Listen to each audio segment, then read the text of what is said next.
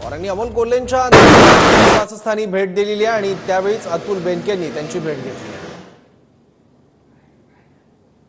20 वर्षाचा ऋणानुबंध आहे. जसं पवार साहेबांचा कायम आमच्यावर आशीर्वाद राहिला आहे, अजितदादांचाही आशीर्वाद राहिलेला आहे, सुप्रियाताईंचाही राहिला आहे, दिलीप वळसे पाटील साहेबांचा पण राहिला आहे. या सर्व नेत्यांना बघत बघतच मी मोठा झालो आहे आणि सर्व एकत्रित राष्ट्रवादी काँग्रेस पक्षाचा आमदार म्हणून या जुन्नर तालुक्यातून मी निवडून आलेलो आहे.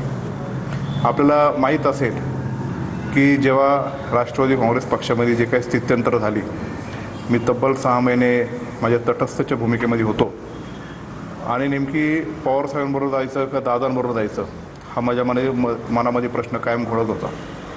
पण शेवटी मी तालुक्याचा लोकप्रतिनिधी आहे, मी आमदार आहे. जुन्नर तालुक्यातल्या ग्रामीण भागातले लोक अनेक विकास कामाच्या दृष्टिकोनातून अपेक्षेने माझ्याकडे येत राहिली आणि म्हणून अपेक्षेच्या माध्यमातून अजितदादांकडे राहण्याचं मी ठरवलं आणि जुन्नर तालुक्याला मी न्याय देऊ शकलो याच्याबद्दल माझ्या मनामध्ये समाधान आहे. 2 सिंचनाचे मोठे प्रकल्प, एक चिलेवाडी पाईपलाईनसाठी 100 कोटी आणि वडज उपसासाठी 35.5 कोटी एवढे मी आणण्यामध्ये यश प्राप्त केलेलं आहे आणि अनेक असे विकास कामे, पथदर्शी प्रकल्प जे मला करायचे. त्याचबरोबर आज डीपीसीची मीटिंग आहे अतुल बेनकेंच्या आणि पठारावर परंतु पाणी नेण्यासाठी आज डीपीसीतून मी डीपीआर मंजूर करण्यासाठी 64 लाख रुपये आज पालकमंत्री यांच्या माध्यमातून ते मिळणार आहे.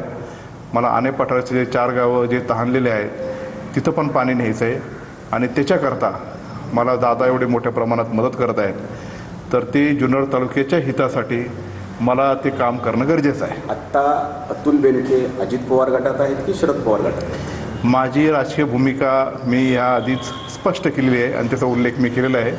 त्याचा सारखा वारंवार उल्लेख करण्यात काही अर्थ नाही. हे आत्ता पवार साहेब म्हटले की अतुल बेनके, सगळ्यांनी विचारला प्रश्न की अतुल बेनके अजित पवार गटातून शरद पवार गटातून, तर ते म्हणले की ते आत्ता हल्ली कुठल्या पक्षात आहेत?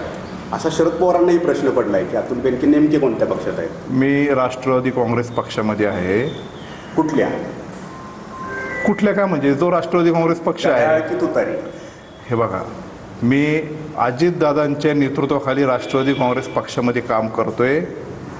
मी लोकसभेच्या निवडणुकीच्या वेळेस आढळराव पाटलांचं राष्ट्रवादी काँग्रेस पक्षाचे जे उमेदवार आहेत त्यांचं प्रचाराचं काम केलं आणि जुन्नर तालुक्याच्या हिताच्या दृष्टिकोनातून राष्ट्रवादी काँग्रेस पक्ष यांच्या माध्यमातून मी कार्यरत राहून अनेक तालुक्यातले कामं करण्यास कटिबद्ध आहे. शरद पवारांनी लोकसभेनंतर म्हटलं की आमचे दार सगळ्यांसाठी खुले आहेत, तर अतुल बेनके शरद पवारांचं दार ठोठावत आहेत? नाही, दार ठोठवायचा विषय नाही. मी कुठल्याच बाबतीत त्या दृष्टिकोनातून विचार केलेला नाही किंवा अतुल तू इकडे ये असंही ते मला कधी अजून काही म्हणालेले नाही. राजकारण हे राजकारणाच्या पातळीवर चालत राहील. अनेक स्थित्यंतरं मी आमदार झाल्यापासून पाहिलेली आहे, डे 1 पासून.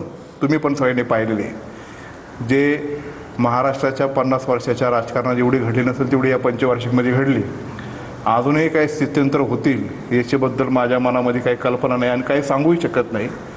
पण त्या सगळ्या गोंधळात पाडण्यापेक्षा जुन्नरच्या हितासाठी, ज्याच्यासाठी मला लोकांनी निवडून दिले, ते काम आपण डोकं विचलित न ठेवता मन शांत ठेवून जुन्नरसाठी मला जे करता येईल ते मी करत राहणार. अतुल बेनके आगामी विधानसभेत घड्याळाचे उमेदवार असतील की तुतारीचे उमेदवार असतील?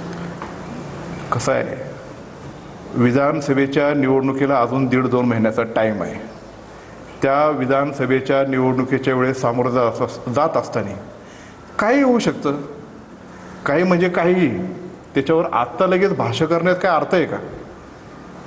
यदा कदाचित महायुती म्हणून आम्ही जेव्हा पुढं जातोय तर महायुतीतून सीट शेअरिंगवरून काय होऊ शकतं, यदा कदाचित दादा आणि साहेब एकत्र येऊ शकतात. म्हणून त्याच्यावर मी एक छोटा घटक आहे. मी फक्त 288 पैकी जुन्नर तालुक्याचा एक लोकप्रतिनिधी आहे आणि म्हणून पुढं जात असताना काय होईल आता मी कसं काय सांगू शकतो. आज काय चर्चा झाली पवार साहेबांबरोबर? आज काय चर्चा झाली? पाऊस काय अजून एवढा पडलेला नाही. मध्यंतरी पाऊस आला, जरा दुबार पेरणीचे संकट थोडं टळलं, पण अजूनही धरणाच्या क्षेत्रात पाऊस जोपर्यंत पडला पाहिजे तर ज्या पद्धतीने धरणं भरली पाहिजे होती तशी काही झालेली नाही. काळ गुळून सोडलेला ॲक्सिडेंट झाला त्याच्याबद्दल चर्चा झाली. त्याच्यावर काय काय उपाययोजना करायच्या ते खासदार साहेबांनी आम्ही साधक बाधक चर्चा करून साहेबांना थोडंसं ब्रीफ केलं. अशा गोष्टी झाल्या. मग नंतर डॉक्टर साहेबांच्या घरातले काय विषय, त्यांनी तो गायीचा गोठा केला आहे, 7 गायांचा गोठा आहे, तिथं काय काय वेगळ्या प्रजातीचे काय काय करतात, कशी ब्रीडिंग करतात, असं त्यांनी ती चर्चा. याच्या व्यतिरिक्त काय राजकीय चर्चा काही नाही झाली. अमोल कोल्हे आणि अतुल बेनके हे जुने मित्र आहेत आणि या निमित्ताने दोघांचा सूर सध्या जुन्नरमध्ये दिसतोय. तुतारीत जाण्याचे हे संकेत आहेत. मी अमोल कोल्हेचा जवळचा मित्र आहे, मित्र होतो आणि मित्रच राहणार. याच्यामध्ये कुठल्याही प्रकारचा राजकीय अर्थ काढण्याची गरज नाही. तुम्ही त्यांची भेट घेतली, नेमकी काय चर्चा झाली?